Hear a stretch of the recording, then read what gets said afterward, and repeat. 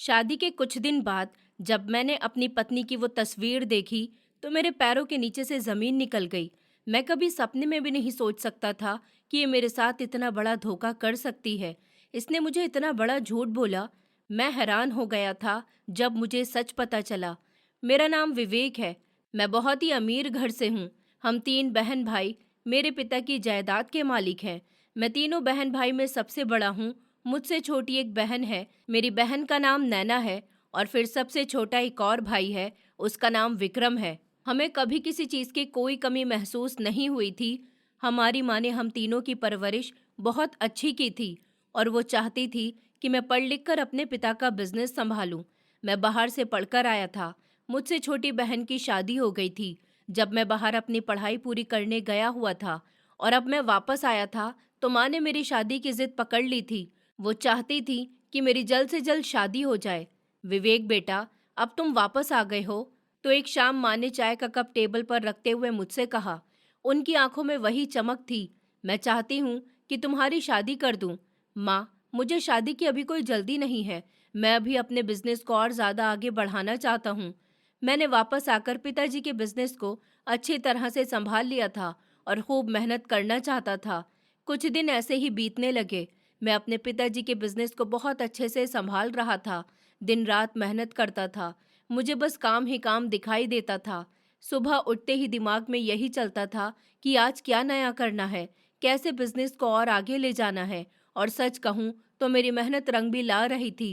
Business तेजी से बढ़ रहा था। लोग मेरी तारीफ करते थे, लेकिन मेरी माँ को मेरी ये सारी कामयाबी अधूरी लगती थी, क्योंकि उनके हिसाब से मेरी जिंदगी में एक बहुत ही ज़रूरी चीज़ की कमी थी, और वो थी शादी। माँ हर दिन मेरे पीछे पड़ी रहती थी। बेटा, अब शादी कर लो। अब तुम्हारी उम्र हो गई है। अब घर में बहू आ जानी चाहिए। वो कभी किसी लड़की की फोटो लेकर आती तो कभी किसी रिश्तेदार का जिक्र करती, और हर बार यही कहती कि ये लड़की बहुत ही अच्छी है, तुम्हें पसंद आ जाएगी। लेकिन मुझे ये सब बिल्कुल अच्छा नहीं लगता था। मैं हर बार बात को टाल देता था। कभी कह देता कि अभी टाइम नहीं है, कभी कह देता कि काम बहुत है। लेकिन माँ भी कहाँ मानने वाली थी। वो बार बार वही बात दोहराती रहती थी। एक दिन मैं थोड़ा परेशान हो गया और मैंने माँ के सामने साफ साफ एक शर्त रख दी। मैंने कहा, माँ, अगर मैं शादी करूँगा तो सिर्फ ऐसी लड़की से करूँगा जिसका शादी से पहले कभी कोई अफेयर न रहा हो और ना ही किसी भी गैर आदमी ने उसे देखा हो। मुझे बिल्कुल भी मॉडल टाइप लड़कियां पसंद नहीं है जो हर समय बाहर घूमती रहती हैं, दोस्तों के साथ हंसती बोलती रहती हैं। मुझे ऐसी लड़की चाहिए जो सीधी सादी हो, ज्यादा पढ़ी लिखी भी ना हो, बस घर संभालना जानती हो, घर को अच्छे से देखे, मेरी माँ का ख्याल रखे और मुझे प्यार करे। मैंने अपनी बात बिल्कुल साफ शब्दों में कह दी। माँ मेरी बातें सुनकर कुछ देर के लिए चुप हो गई। उन्होंने अपने सर पर हाथ रखा और बोली, ये तुम कैसी बातें कर रहे हो बेटा? आजकल के ज़माने में ऐसी लड़कियां कहाँ मिलती हैं? अब लड़कियां पढ़ती हैं, बाहर जाती हैं, लोगों से मिलती हैं। ये सब तो आम बात है। मैं कहाँ से लाऊं तुम्हारे लिए ऐसी लड़की? लेकिन मैंने भी साफ कह दिया कि ये आपकी परेशानी है, मेरी नहीं। अगर आपको मेरी शादी करानी है तो आपको मेरी शर्त माननी होगी, वरना मैं शादी नहीं करूँगा। माँ मेरी बात सुनकर और ज़्यादा परेशान हो गई, लेकिन फिर भी उन्होंने हार नहीं मानी और वो रोज़ किसी न किसी लड़की की बात करती रहती थी। एक दिन वो मेरे पास आई और एक लड़की की फ़ोटो दिखाने लगी। मैंने जैसे ही फ़ोटो देखी तो मुझे बिल्कुल अच्छा नहीं लगा। मैंने तुरंत माँ से कहा, माँ, आप खुद देख रही हैं, इसने कैसे कपड़े पहने हैं? क्या आपको लगता है मैं ऐसी लड़की से शादी कर लूँगा? मैंने आपसे पहले ही कहा था कि मुझे ऐसी मॉडल टाइप लड़कियां बिल्कुल पसंद नहीं है। मुझे उनका इस तरह का रहन सहन अच्छा नहीं लगता। मुझे पसंद नहीं है कि मेरी पत्नी हर समय बाहर घूमे, दोस्तों के साथ बैठे हंसे बोले। मुझे एक ऐसी लड़की चाहिए जो घर में रहे, घर को संभाले, मेरी माँ की सेवा करे और मुझे अपना पूरा समय दे।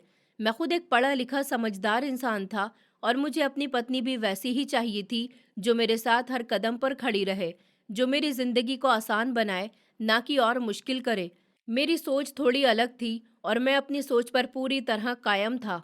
एक दिन मैं अपनी माँ के साथ एक फंक्शन में गया हुआ था। वहाँ काफ़ी लोग थे, चारों तरफ रोशनी थी, म्यूजिक चल रहा था, लोग हंस रहे थे, बातें कर रहे थे। लड़कियां सज धज कर आई थी, किसी ने मॉडर्न कपड़े पहने थे, कोई जोर जोर से हंस रही थी, कोई मोबाइल में लगी थी। सब कुछ एकदम अलग माहौल था और मैं बस माँ के साथ खड़ा होकर ये सब देख रहा था। तभी अचानक मेरी नज़र एक लड़की पर जाकर रुकी। वो बाकी सबसे अलग थी। जहाँ बाकी लड़कियां जोर जोर से हंस बोल रही थी, वो वहीं एकदम शांत खड़ी थी।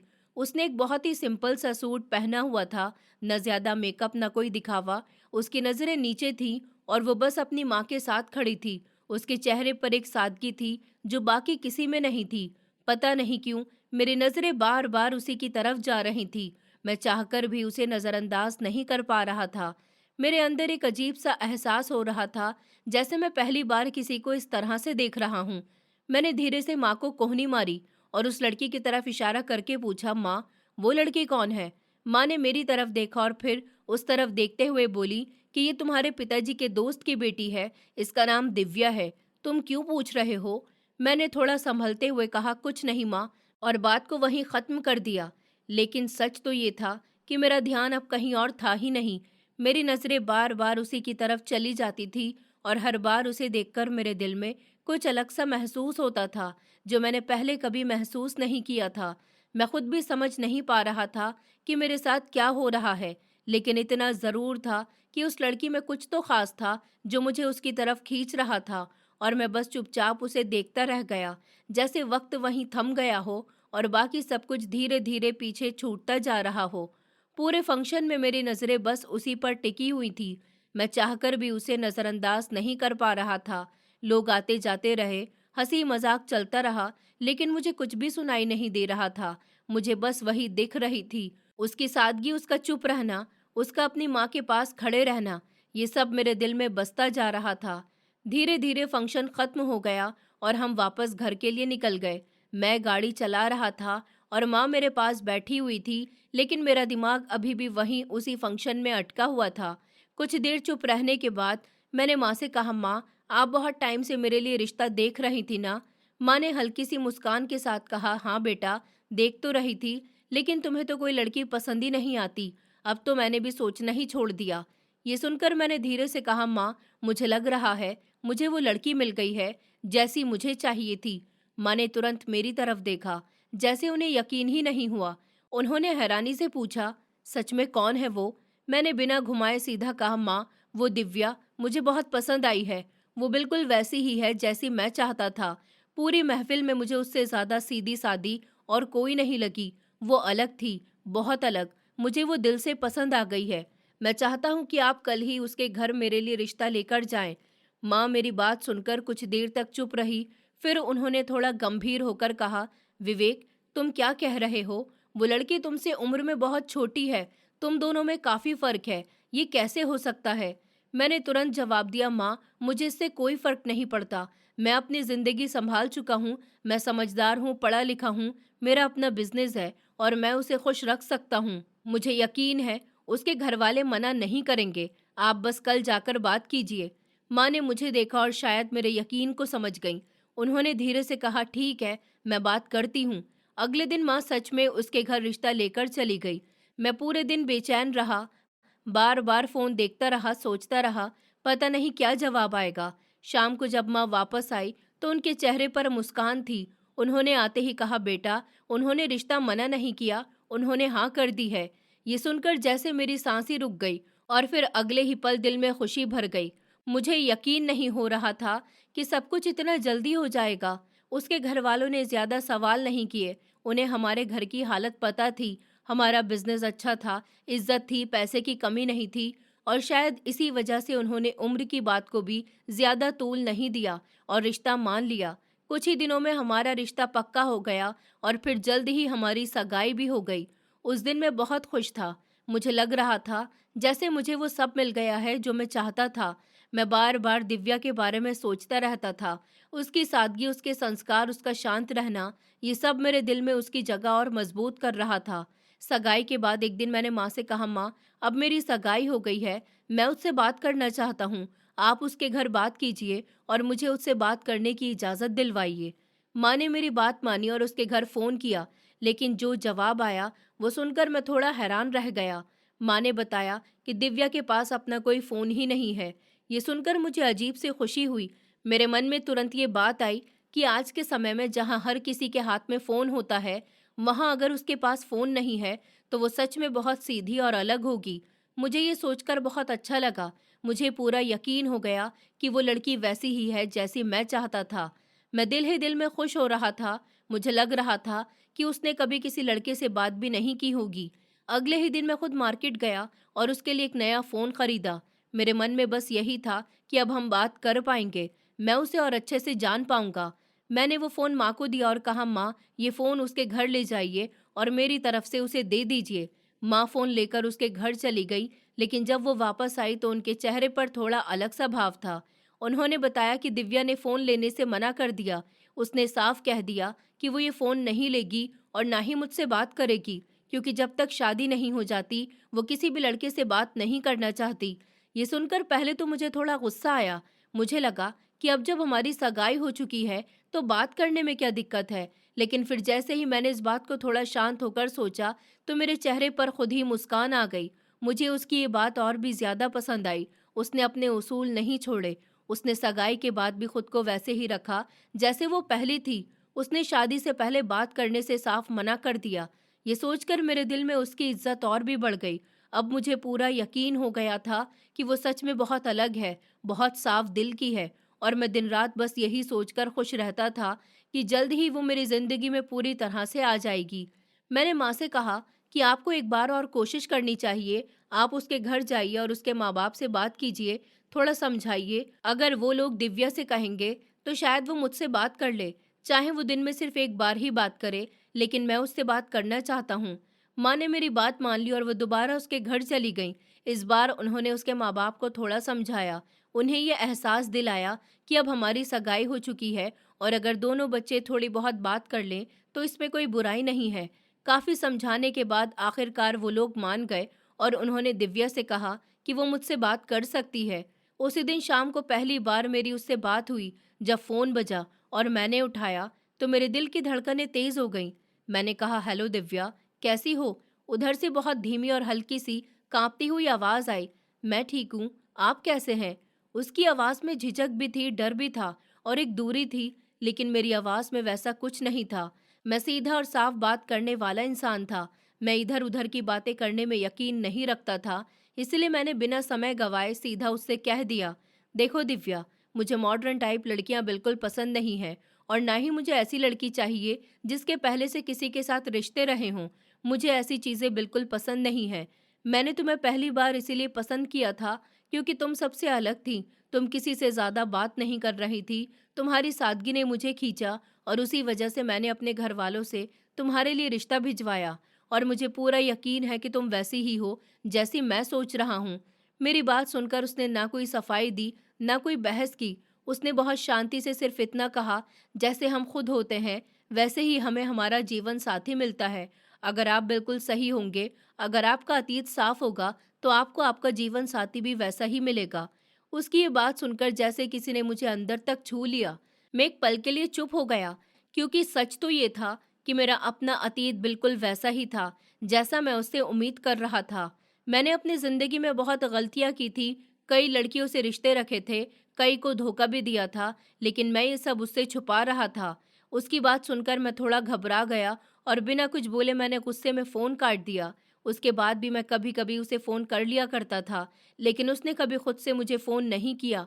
वो हमेशा दूरी बनाकर रखती थी। जब भी बात होती थी वो बस थोड़ी देर ही बात करती थी और फिर कोई ना कोई बहाना बनाकर फ़ोन रख देती थी।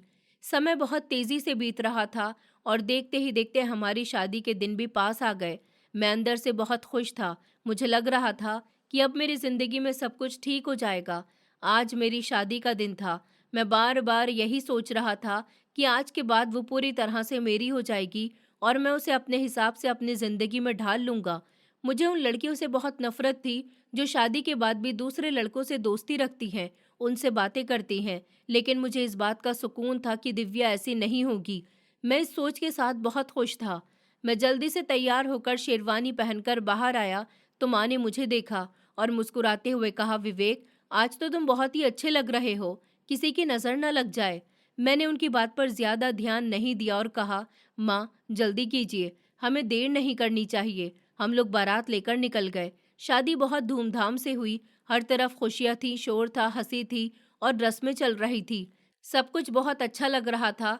आखिरकार विदाई का वक्त आ गया। दिव्या अपने पिता के गले लगकर रो रही थी। उसके रोने की आवाज़ सुनकर वहां खड़े हर इंसान की आंखें नम हो रही थी। फिर माँ ने उसे संभाला और गाड़ी में बैठाया। जब हम दोनों गाड़ी में बैठे तो वो बहुत ही ज़्यादा घबराई हुई थी। उसके आंसू रुक ही नहीं रहे थे। उसकी सिसकियों की आवाज़ पूरे रास्ते गूंज रही थी। मुझे ये सब थोड़ा अजीब लगा और मैंने उसे कहा, चुप भी हो जाओ, कितना रोगी। आज हमारी शादी हुई है, ये खुशी का दिन है। मेरी ये बात सुनकर उसने तुरंत अपने आंसू पोंछ लिए और चुप हो गई। उसने बिना कुछ कहे मेरी बात मान ली और ये देखकर मुझे अंदर से बहुत खुशी हुई।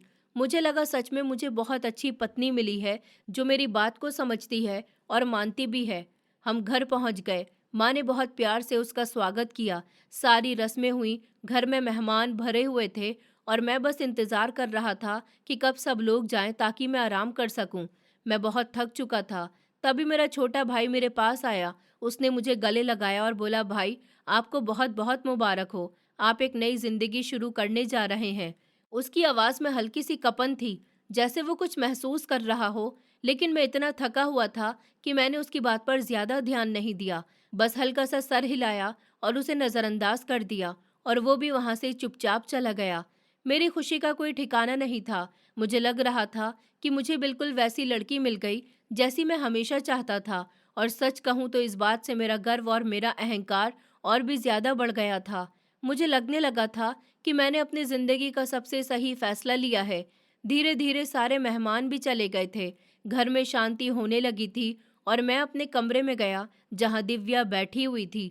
मैं उसके सामने बैठ गया और उसे ध्यान से देखने लगा। उसका चेहरा, उसकी सादगी, उसका शांत स्वभाव, ये सब देखकर मैं अंदर से बहुत खुश हो रहा था। मुझे लग रहा था कि अब मेरी जिंदगी पूरी हो गई है। शादी के अगले दिन सुबह जब दिव्या तैयार होकर बाहर गई तो माँ ने उसे देखकर उसकी बहुत तारीफ की। माँ के चेहरे पर खुशी साफ दिख रही थी। वो कहने लगी, सच में कितनी प्यारी बच्ची है। इतनी अच्छी बहू लाकर तो मेरे भाग्य खुल गए। तभी मेरी बहन भी बोल पड़ी, हाँ माँ, सच में भाभी बहुत प्यारी है। मेरी बहन शादी की वजह से हमारे घर आई हुई थी और अक्सर हमारे साथ ही रहती थी। घर का माहौल बहुत खुश था। सब लोग टेबल पर बैठकर नाश्ता कर रहे थे। हंसी मजाक हो रहा था, बातें चल रही थी और दिव्या सबके बीच बस चुपचाप बैठी हुई थी। लेकिन उसके चेहरे पर हल्की सी मुस्कान थी जो मुझे बहुत अच्छी लग रही थी। ऐसे ही कुछ दिन बीत गए। मैं दिव्या को एक दो बार बाहर लंच पर भी लेकर गया था।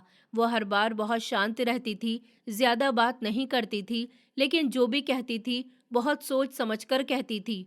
मुझे लगता था कि यही उसकी अच्छाई है और मैं खुद को दुनिया का सबसे समझदार इंसान मानने लगा था। मुझे लगता था कि मैंने एकदम सही लड़की चुनी है। एक ऐसी लड़की जिसका शादी से पहले कोई दोस्त नहीं था, कोई रिश्ता नहीं था। और यही सोचकर मेरा अहंकार और बढ़ता जा रहा था। हमारी शादी को एक हफ्ता हो चुका था और सब कुछ बहुत अच्छा चल रहा था। एक दिन मैं रोज की तरह ऑफिस जाने के लिए तैयार होकर कमरे से बाहर निकला। जैसे ही मैं हॉल में पहुंचा तो मेरी नज़र डाइनिंग टेबल पर पड़ी। वहां पर एक लिफाफा रखा हुआ था और उस पर मेरा नाम लिखा हुआ था। मैंने थोड़ा हैरानी से उसे उठाया और खोला। जैसे ही मैंने उसे खोला, मेरे हाथ कांपने लगे। मेरे पैरों तले जमीन खिसक गई।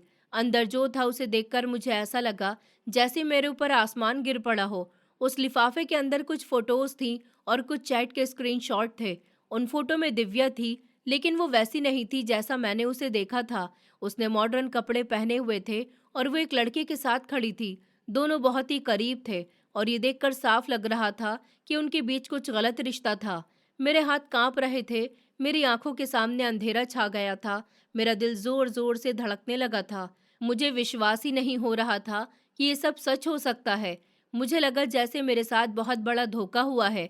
मैं कभी सोच भी नहीं सकता था कि दिव्या ऐसा कर सकती है। मैं उन फोटो और चैट को बार बार देख रहा था और हर बार मेरा गुस्सा बढ़ता जा रहा था। मेरा दिमाग काम करना बंद कर चुका था। मैं उन सबको हाथ में लेकर तेजी से कमरे की तरफ गया जहां दिव्या कमरे की सफाई कर रही थी। मेरा चेहरा गुस्से से लाल हो चुका था। मैं उसके पास गया और बिना कुछ सोचे समझे उसका हाथ जोर से पकड़ लिया और मरोड़ते हुए उन फोटो को उसके सामने फेंक दिया और ऊंची आवाज में कहा, ये सब क्या है दिव्या? तुमने मुझे इतना बड़ा धोखा दिया। मैं कभी सोच भी नहीं सकता था कि तुम ऐसी निकलोगी। मेरी आवाज बहुत तेज थी और गुस्से से भरी हुई थी। उसने घबराकर उन फोटो को उठाया और देखने लगी। उसके हाथ भी कांप रहे थे। उसने जल्दी जल्दी कहा, ये सब झूठ है, ये मैं नहीं हूँ, मैं तो कभी घर से बाहर भी नहीं निकली हूँ, ये सब कोई साजिश है, कोई मुझे फंसाना चाहता है। वो बार बार यही कह रही थी, लेकिन उस वक्त मुझे उसकी एक भी बात सच नहीं लग रही थी।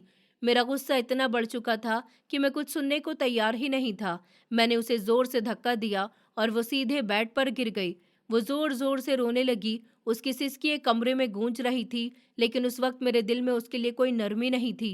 मुझे बस यही लग रहा था कि उसने मुझे धोखा दिया है और मेरा भरोसा तोड़ दिया है।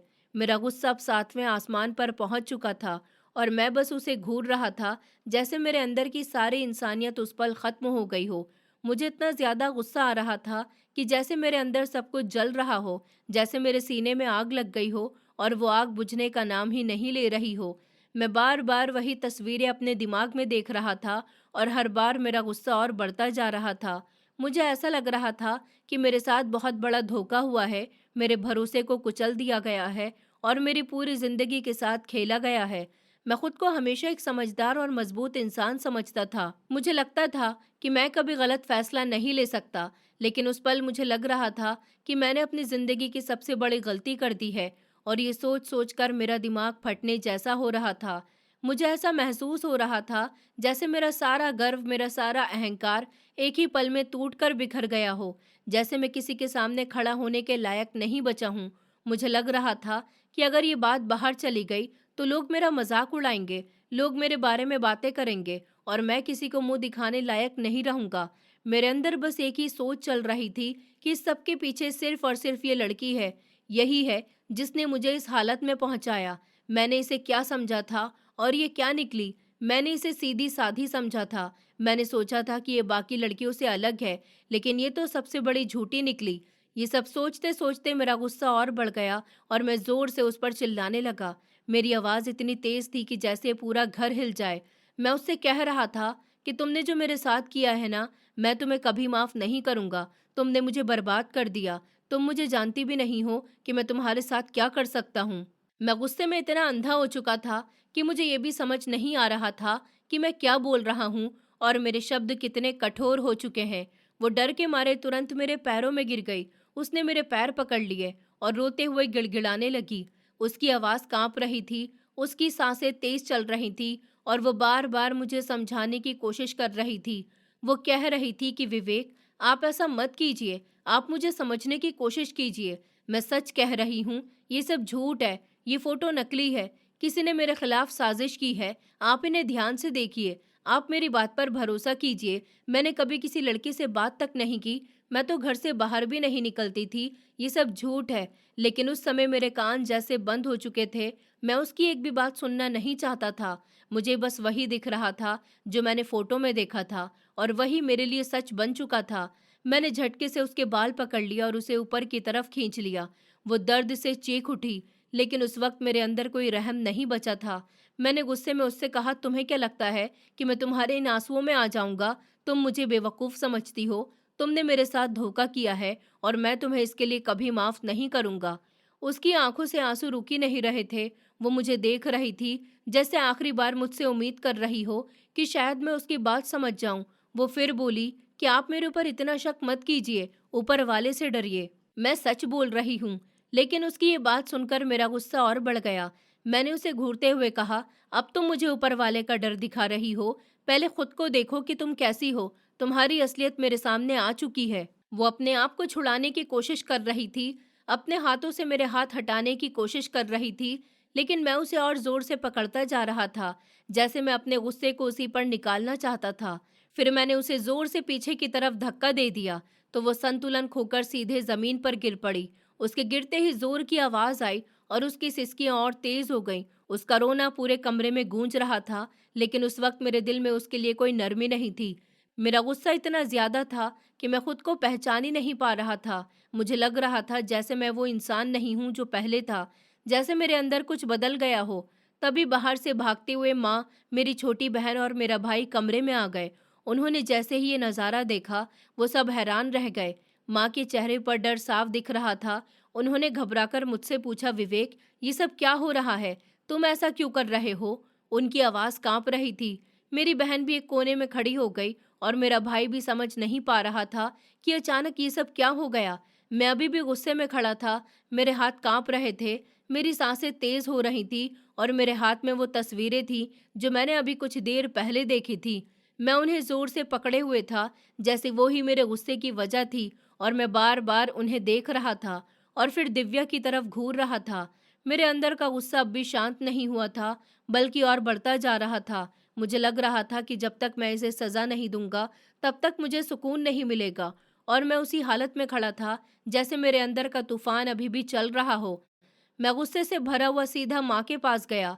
मेरे हाथ कांप रहे थे, लेकिन गुस्से की वजह से मुझे खुद भी एहसास नहीं हो रहा था कि मैं कितना बेकाबू हो चुका हूँ। मैंने बिना कुछ कहे वो तस्वीरें माँ के हाथ में रख दी और तेज आवाज में बोला, देख लीजिए माँ, ये है आपकी बहू की सच्चाई। यही है वो लड़की जिस पर आप इतना भरोसा कर रही थी, आपने जिसे इतना सीधा और अच्छा समझा था। देखिए इसने हम सबके साथ क्या किया। इसने हम सब से झूठ बोला और हम सबको बेवकूफ बनाया। मेरी आवाज में इतना गुस्सा था कि जैसे हर शब्द किसी पर वार कर रहा हो। माँ ने कांपते हुए हाथों से वो तस्वीरें ली। उनके हाथ सच में कांप रहे थे, जैसे उन्हें डर लग रहा हो कि कहीं जो वो देखने वाली है वो सच न हो जाए। उन्होंने धीरे धीरे तस्वीरों को देखा और जैसे ही उनकी नज़र उन फोटोज पर पड़ी, उनका चेहरा एकदम से बदल गया। उनकी आंखें फैल गईं, होठ सूख गए और चेहरे का रंग पीला पड़ गया। ऐसा लग रहा था जैसे उनकी सारी खुशी एक ही पल में खत्म हो गई हो। जो खुशी उनके चेहरे पर बहू को लेकर थी, वो जैसे मिट्टी में मिल गई हो। कुछ पल के लिए वो बिल्कुल चुप रह गईं, जैसे उन्हें समझ ही नहीं आ रहा हो कि ये सब क्या है। उन्होंने एक बार फिर तस्वीरों को देखा और मेरी तरफ देखा। उनकी आंखों में सवाल था, डर था और यकीन भी था, जैसे वो खुद को समझा रही हों कि ये सच नहीं हो सकता। फिर उन्होंने धीमी आवाज में कहा, ये कैसे हो सकता है, ये गलत है, ये जरूर किसी की साजिश है।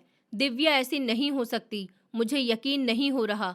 वो भी कभी अपने घर से बाहर भी नहीं निकली है, वो ऐसा कैसे कर सकती है। उनकी आवाज में कांप थी और वो बार बार खुद को समझाने की कोशिश कर रही थी कि ये सच नहीं है।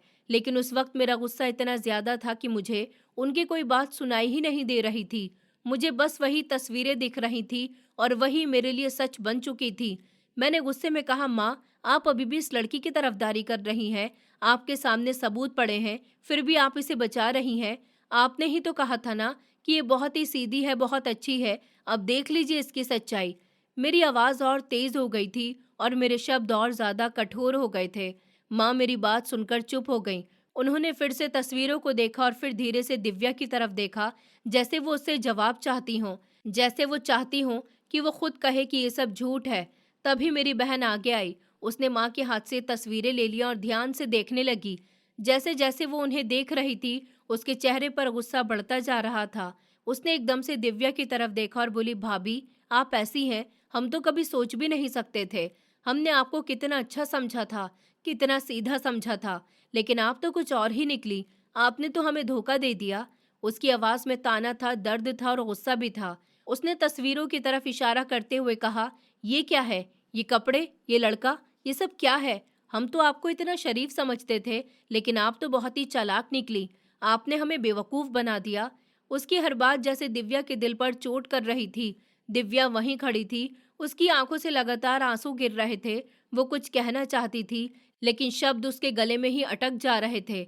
वो बार बार बोलने की कोशिश कर रही थी कि ये सब झूठ है, लेकिन उसकी आवाज इतनी धीमी थी कि किसी तक पहुंच ही नहीं रही थी। तभी मेरा छोटा भाई भी आगे आया। उसने बहन के हाथ से तस्वीरें ली और ध्यान से देखने लगा। कुछ पल के लिए वो बिल्कुल चुप रहा, जैसे उसे समझ ही नहीं आ रहा हो कि ये क्या है। फिर उसने धीरे से कहा, सच में मुझे तो यकीन ही नहीं हो रहा कि भाभी आप ऐसा भी कर सकती हैं। उसकी आवाज कांप रही थी, जैसे वो अंदर से टूट गया हो। उसके चेहरे पर गुस्सा साफ दिखाई दे रहा था। उसे समझ नहीं आ रहा था कि जिस लड़की को उसने अपनी भाभी माना, जिस पर भरोसा किया, वो अचानक इतनी अलग कैसे हो सकती है। कमरे का माहौल पूरी तरह बदल चुका था। कुछ देर पहले तक जहां इस घर में खुशी थी, हंसी थी, वहां अब सिर्फ सन्नाटा था, आरोप थे, गुस्सा था और टूटता हुआ भरोसा था। माँ अभी भी चुप खड़ी थी। उनके हाथ में तस्वीरें थी और उनकी नजरें बार बार दिव्या पर जा रही थी, जैसे वो उसके चेहरे में सच ढूंढ रही हो। लेकिन उन्हें कुछ समझ ही नहीं आ रहा था। मेरी बहन अब भी गुस्से में थी और बार बार दिव्या को ताने दे रही थी। मेरा भाई चुप हो गया था, लेकिन उसके चेहरे पर निराशा साफ दिख रही थी और मैं अभी भी गुस्से में खड़ा था। मेरी सांसें तेज चल रही थी, मेरे हाथ अब भी कांप रहे थे और मेरा दिल जोर जोर से धड़क रहा था। मुझे लग रहा था कि इस लड़की ने सिर्फ मुझे नहीं, बल्कि मेरे पूरे परिवार को धोखा दिया है और मैं इस बात को किसी भी हालत में सहन नहीं कर सकता था। मैं बार बार दिव्या की तरफ देख रहा था और हर बार मेरा गुस्सा और बढ़ जाता था। वहीं दूसरी तरफ दिव्या अकेली खड़ी थी, चारों तरफ से घिरी हुई थी। हर कोई उस पर आरोप लगा रहा था, हर कोई उसे गलत ठहरा रहा था और वो बस रो रही थी। वो बार बार कह रही थी कि उसने कुछ नहीं किया, ये सब झूठ है, कोई उसे फंसाना चाहता है। लेकिन उस वक्त उसकी कोई भी बात किसी के दिल तक नहीं पहुंच रही थी, क्योंकि सबकी आंखों के सामने वो तस्वीरें थी और वही सबके लिए सच बन चुकी थी। उसकी आवाज़ उस शोर में दबती जा रही थी और वो खुद को बचाने की कोशिश करते करते थकती जा रही थी, लेकिन कोई भी उसकी बात सुनने को तैयार नहीं था। और उस पल ऐसा लग रहा था जैसे एक ही घर में रहते हुए भी सब एक दूसरे से बहुत दूर हो गए हों और भरोसा जो कभी इस घर की सबसे मजबूत चीज था, वह पूरी तरह से टूट चुका हो। मैं गुस्से में बार बार यही दोहरा रहा था कि अब मैं इस लड़की को अपने घर में एक पल भी नहीं रख सकता। मेरे अंदर जैसे सब कुछ टूट चुका था और जो भरोसा मैंने उसके ऊपर किया था, वो पूरी तरह से खत्म हो गया था। मुझे लग रहा था कि अगर मैं अभी कोई फैसला नहीं लूंगा तो मैं खुद के सामने गिर जाऊंगा। इसलिए मैंने बिना कुछ सोचे समझे साफ शब्दों में कह दिया कि मैं इसे तलाक देना चाहता हूँ और अब इसका मेरे जीवन में कोई भी स्थान नहीं है। मेरी आवाज़ इतनी सख्त थी कि कमरे में मौजूद हर इंसान चुप हो गया, जैसे सबको समझ आ गया हो कि मैं अपना फैसला बदलने वाला नहीं हूँ। मेरी ये बात सुनते ही दिव्या जैसे अंदर से टूट गई। वो धीरे धीरे चलते हुए मेरे पास आई। उसके कदम लड़खड़ा रहे थे, उसकी आंखों से आंसू लगातार बह रहे थे। उसने मेरे पास आकर मेरा हाथ पकड़ लिया। उसके हाथ ठंडे थे और कांप रहे थे। उसकी उंगलियां मेरी कलाई को ऐसे पकड़ रही थी जैसे वो मुझे रोकना चाहती हूँ, जैसे वो मुझे जाने नहीं देना चाहती हूँ। उसकी आवाज़ कांप रही थी और वो रोते हुए कहने लगी कि ऐसा मत कीजिए, मेरे साथ ऐसा मत कीजिए, आप ऐसा कैसे कर सकते हैं? मैंने कुछ गलत नहीं किया, आप मेरी बात क्यों नहीं सुन रहे? आप एक बार मेरी बात पर भरोसा कीजिए, मैं सच कह रही हूँ। ये जो फोटो आपने देखी है ये सब झूठ है, कोई मुझे फंसाना चाहता है। आप चाहें तो इसकी जांच करवा लीजिए, आप किसी भी तरीके से सच सामने ला सकते हैं, लेकिन मुझे इस तरह सजा मत दीजिए। मैं अपने घर वालों को क्या मुंह दिखाऊंगी? मेरे माँ बाप मेरे बारे में क्या सोचेंगे? उनकी हालत क्या होगी जब उन्हें ये पता चलेगा? उसकी आवाज़ में दर्द था, डर था और एक सच्चाई थी जो सीधे दिल तक जाती थी। लेकिन उस वक्त मेरा दिल जैसे पत्थर बन चुका था। मैंने उसका हाथ झटक दिया और गुस्से में कहा, मुझे तुम्हारी कोई सफाई नहीं सुननी। मेरा दिमाग बहुत तेज चलता है और मैं सब समझ चुका हूँ। तुम मुझे बेवकूफ़ बनाने की कोशिश मत करो। जो मैंने देखा है वही सच है और मुझे अब किसी जांच की ज़रूरत नहीं है। मेरी बात सुनकर वो और ज़ोर से रोने लगी। उसके आंसू रुक ही नहीं रहे थे, लेकिन मैं बिल्कुल भी नरम नहीं पड़ा। माँ ने बीच में आकर मुझे समझाने की कोशिश की। उन्होंने मेरे कंधे पर हाथ रखते हुए कहा, बेटा, इतना बड़ा फैसला ऐसे मत लो, एक बार शांति से सोच लो। हो सकता है कि ये सच में किसी की साजिश हो। हमें बिना पूरी बात जाने ऐसा कदम नहीं उठाना चाहिए। उनकी आवाज़ में ममता थी, चिंता थी और एक माँ का डर भी था कि कहीं उसका बेटा गुस्से में कोई ऐसी गलती ना कर दे जिसका पछतावा उसे जिंदगी भर रहे। लेकिन उस समय मैं किसी भी बात सुनने को तैयार नहीं था। मेरा गुस्सा ऊपर हावी हो चुका था और मैंने ठान लिया था कि अब मैं इस रिश्ते को ख़त्म करके ही रहूँगा। मैं कमरे से बाहर निकल गया और तेज़ कदमों से चलता हुआ एक कोने में जाकर खड़ा हो गया। मेरा दिल अभी भी ज़ोर ज़ोर से धड़क रहा था और मेरे हाथ पैर कांप रहे थे। मैंने तुरंत अपना फ़ोन निकाला और अपने वकील को कॉल किया। जैसे ही उसने फ़ोन उठाया, मैंने बिना समय गंवाए उससे कहा कि मुझे तुरंत तलाक के पेपर तैयार चाहिए। मुझे कल तक सारे कागज़ चाहिए। मैं ये रिश्ता ख़त्म करना चाहता हूँ। उसने कुछ पूछने की कोशिश की, लेकिन मैंने उसे बीच में ही रोक दिया और कहा, बस जो कहा है वो कर दो, मुझे ज़्यादा बात नहीं करनी। और मैंने फ़ोन काट दिया। फ़ोन रखने के बाद भी मेरा गुस्सा शांत नहीं हुआ, बल्कि और बढ़ गया। मुझे लग रहा था कि मैंने सही फैसला लिया है और अब पीछे मुड़ने का कोई मतलब नहीं है। मैं वापस कमरे में गया जहाँ दिव्या अभी भी खड़ी रो रही थी। उसकी आंखें लाल हो चुकी थी, चेहरा आंसुओं से भीगा हुआ था और वो इतनी कमज़ोर लग रही थी जैसे अभी गिर जाएगी। लेकिन उस वक्त मुझे उसकी हालत से कोई फ़र्क नहीं पड़ रहा था। मैंने सख्त आवाज में कहा, अपना सामान पैक करो, मैं कल तुम्हें तुम्हारे मायके छोड़ कर आऊंगा और तुम्हारे साथ अपने सारे रिश्ते खत्म कर दूंगा। मैं तुम्हारा चेहरा भी दोबारा नहीं देखना चाहता। मेरी ये बात सुनकर उसने धीरे से अपने आंसू पोंछे और मुझे देखा। उसकी आंखों में दर्द था, लेकिन साथ ही एक अजीब सा विश्वास भी था। उसने धीमी आवाज में कहा कि आप मेरे साथ बहुत गलत कर रहे हैं। आपको एक दिन जरूर पता चलेगा कि सच क्या है, और उस दिन आपको पछतावा होगा। उसकी बात सुनकर मैं एक पल के लिए चुप हो गया, लेकिन फिर मैंने अपना चेहरा घुमा लिया, क्योंकि मैं उस वक्त अपनी सोच से बाहर आना ही नहीं चाहता था। तभी मेरा छोटा भाई आगे आया। उसने मुझे रोकने की कोशिश की। उसने कहा, भाई ऐसा मत कीजिए, आप गुस्से में इतना बड़ा फैसला ले रहे हैं। एक बार शांति से सोच लीजिए। देखिए, भाभी कितनी परेशान है, उनकी हालत देखिए, वो सच में बहुत डरी हुई हैं। लेकिन मैं उस समय कुछ भी सुनने को तैयार नहीं था। मुझे बस अपना फैसला सही लग रहा था। फिर वो दिव्या की तरफ मुड़ा और उससे बोला, भाभी आप भाई से माफी मांग लीजिए, शायद ये आपको माफ कर दें। उसने ये बात कहते हुए हल्की सी मुस्कान भी दी। उस समय मुझे लगा कि वो बस माहौल को हल्का करने की कोशिश कर रहा है, या फिर किसी तरह इस झगड़े को खत्म करना चाहता है। लेकिन मैंने उस मुस्कान के पीछे छुपी हुई बात को समझने की कोशिश ही नहीं की। मैं इतना गुस्से में था कि मुझे कुछ और दिख ही नहीं रहा था। मैं बस अपने फैसले पर अड़ा हुआ था, और मुझे लग रहा था कि मैं जो कर रहा हूँ वही सही है। लेकिन कहीं ना कहीं दिल के अंदर एक हल्की सी आवाज बार बार उठ रही थी, जो कह रही थी कि क्या सच में सब कुछ वैसा ही है जैसा मैं देख रहा हूँ?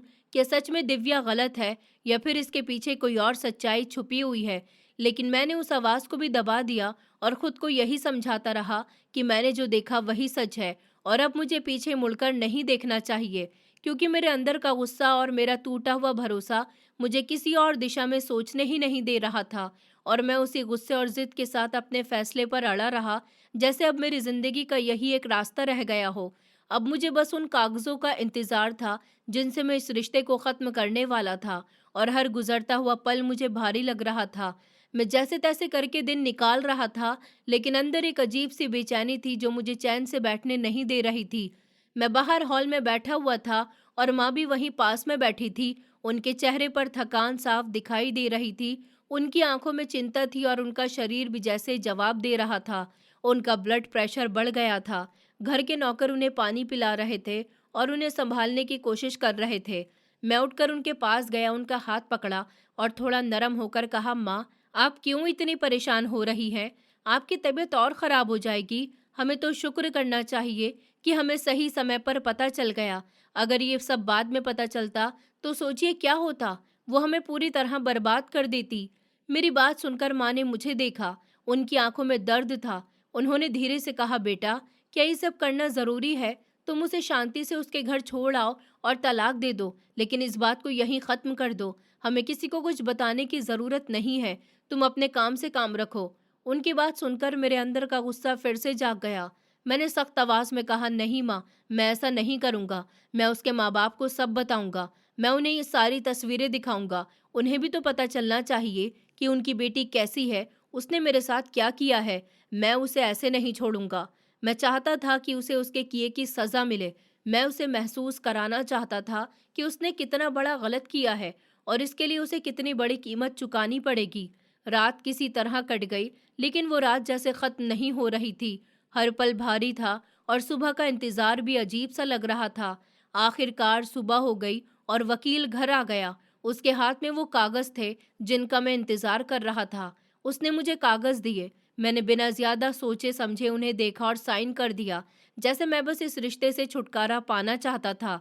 साइन करने के बाद मैं सीधे कमरे में गया जहां दिव्या थी। वो जमीन पर बैठी हुई थी, उसकी आंखें सूजी हुई थी, और ऐसा लग रहा था जैसे वो पूरी रात रोती रही हो। उसकी हालत देखकर भी उस वक्त मेरे दिल में कोई नरमी नहीं आई। मुझे देखकर वो धीरे से उठी और मेरे पास आई, और अचानक मेरे पैरों में बैठ गई। उसने मेरे पैर पकड़ लिए और रोते हुए कहने लगी, विवेक ऐसा मत कीजिए, आप बहुत बड़ी गलती कर रहे हैं। आप मुझे तलाक मत दीजिए। मैं सच कह रही हूँ, मैंने कुछ गलत नहीं किया। मैं ऐसा कभी कर ही नहीं सकती। आप मेरी बात पर यकीन कीजिए। उसकी आवाज़ टूट रही थी। हर शब्द के साथ उसका दर्द साफ महसूस हो रहा था। लेकिन मैंने उसे खुद से दूर कर दिया और सख्त आवाज़ में कहा कि मुझे तुम्हारी कोई बात नहीं सुननी। मैंने फैसला कर लिया है, ये तलाक होगा, और तुम भी इन कागजों पर साइन कर दो। वो रोते हुए बोली, ये सब किसी की साजिश है। आपको एक दिन सच ज़रूर पता चलेगा। कोई मुझे फंसा रहा है। आप समझ क्यों नहीं रहे? उसकी ये बात सुनकर मैं और भड़क गया। मैं उसके पास गया और गुस्से में कहा कि बकवास बंद करो। तुम्हारे साथ कोई साजिश क्यों करेगा? तुम्हें कोई क्यों फंसाएगा? बताओ मुझे, कौन है ये जो सब कर रहा है? वो थोड़ी देर चुप रही, फिर धीरे से बोली, ये आपका कोई अपना ही है। उसकी ये बात सुनते ही जैसे मेरा गुस्सा फट पड़ा। मैंने बिना सोचे उसे जोरदार थप्पड़ मार दिया और चिल्लाते हुए कहा, खबरदार, अगर तुमने मेरे किसी अपने का नाम भी लिया तो मैं तुम्हारी जुबान खींच लूंगा। तुम अपनी गलती छुपाने के लिए मेरे परिवार पर इल्जाम लगा रही हो। तुम्हारी इतनी हिम्मत? उसकी आंखों से आंसू और तेजी से गिरने लगे, लेकिन अब उसके चेहरे पर एक अजीब सी शांति आने लगी थी, जैसे वो समझ गई हो कि अब कुछ भी कहने का कोई फायदा नहीं है। मैंने तलाक के कागज उसके सामने रख दिए। उसने एक बार मुझे देखा, फिर उन कागजों को देखा और बिना कुछ बोले उन पर साइन कर दिए। वो जो कुछ देर पहले तक रो रही थी, गिड़गिड़ा रही थी, अब बिल्कुल शांत हो चुकी थी, जैसे उसके अंदर की सारी आवाज खत्म हो गई हो। उसने चुपचाप अपना सामान उठाया और खड़ी हो गई। मैंने उसका हाथ पकड़ा और उसे घर के बाहर ले गया। थोड़ी देर पहले जो मुझसे रो रो कर माफी मांग रही थी, जो मेरे सामने हाथ जोड़ रही थी, अब वही लड़की बिना कुछ कहे चुपचाप बाहर चली गई। उसके चेहरे पर अब कोई आंसू नहीं थे, बस एक सन्नाटा था, और वो बिना पीछे मुड़े धीरे धीरे उस घर से बाहर चली गई, जैसे सब कुछ खत्म हो चुका हो। और मैं वहीं खड़ा उसे जाते हुए देखता रहा। लेकिन उस वक्त भी मेरे दिल में सिर्फ गुस्सा था और मुझे लग रहा था कि मैंने सही किया है, जबकि कहीं ना कहीं एक खालीपन भी धीरे धीरे मेरे अंदर जगह बना रहा था, जिसे मैं उस समय समझ नहीं पा रहा था। लेकिन उस वक्त मुझे बिल्कुल भी अंदाजा नहीं था कि अभी मेरे सामने ऐसा सच आने वाला है जो मेरी पूरी जिंदगी को हिलाकर रख देगा। मैंने गुस्से में आकर दिव्या को घर से बाहर निकाल दिया था और वो मुझसे बहुत दूर चली गई थी। मुझे लगा था कि अब सब खत्म हो गया। कुछ दिनों तक मैं उसी गुस्से और अहंकार में जीता रहा, लेकिन फिर धीरे धीरे मुझे पता चला कि वो अपने माँ बाप के घर भी नहीं गई। ये बात सुनकर मेरे मन में और शक बढ़ गया। मुझे लगा कि शायद वो उसी लड़के के साथ भाग गई है जिसके साथ उसका पहले से कोई रिश्ता था। मैं अपने ही बनाए हुए झूठ को सच मान चुका था और उसी के साथ जी रहा था। वक्त बीतता गया। 2 से 3 महीने गुजर गए और मैं अपनी जिंदगी में आगे बढ़ने की कोशिश कर रहा था, लेकिन अंदर कहीं ना कहीं एक खालीपन था जो मुझे चैन से जीने नहीं दे रहा था। एक दिन अचानक मुझे हॉस्पिटल से कॉल आया। सामने से एक नर्स बात कर रही थी। उसकी आवाज़ घबराई हुई थी। उसने कहा कि आपके भाई का बहुत बुरा एक्सीडेंट हो गया, आप तुरंत यहाँ पहुँचिए। ये सुनते ही मेरे पैरों तले ज़मीन खिसक गई। मैंने बिना समय गंवाए गाड़ी उठाई और सीधे हॉस्पिटल पहुँच गया। वहाँ का नज़ारा देखकर मेरा दिल बैठ गया। मेरा भाई बुरी हालत में था। डॉक्टर ने बताया कि कार एक्सीडेंट में उसकी हालत बहुत ख़राब हो गई थी और उसकी एक टांग काटनी पड़ी। ये सुनकर मैं अंदर से हिल गया। मैंने तुरंत माँ को फ़ोन किया और सब कुछ बता दिया। माँ और मेरी बहन भी जल्दी ही वहाँ पहुँच गई। मेरा भाई 2 दिन तक बेहोश रहा। हम सब बस उसके होश में आने का इंतजार करते रहे। तीसरे दिन जब उसे होश आया तो उसकी हालत देखकर दिल रो पड़ा। वो अपने सर को पकड़कर बैठा था। उसका पूरा शरीर दर्द में था और वो फूट फूट कर रो रहा था। मैं उसके पास गया और उसे संभालने की कोशिश की। मैंने कहा, भाई शांत हो जाओ, सब ठीक हो जाएगा, ये बुरा वक्त है, निकल जाएगा। लेकिन उसने रोते हुए कहा, ये सब मेरे किए की सज़ा है। अगर मैं वो सब नहीं करता तो आज मेरे साथ ये सब नहीं होता।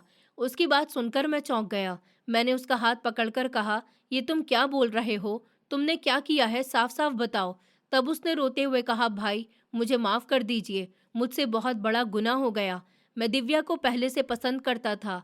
जब घर में आपकी शादी की बात चल रही थी तब मैं सोच रहा था कि मैं माँ से उसके बारे में बात करूँगा, लेकिन जब मुझे पता चला कि आपकी शादी उसी से हो रही है तो मुझे बहुत बुरा लगा, क्योंकि मैं उसे दिल से चाहने लगा था।